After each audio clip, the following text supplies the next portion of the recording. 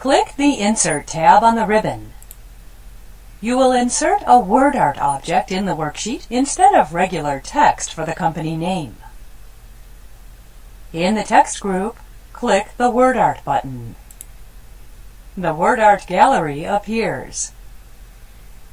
In the WordArt gallery, click the Fill Blue Accent 1. Excel inserts a WordArt object in the worksheet using the WordArt style you selected. The text placeholder is highlighted. Type Glacier Ice Creamery in the text placeholder. The WordArt text changes as specified. You can resize and move the WordArt using the mouse.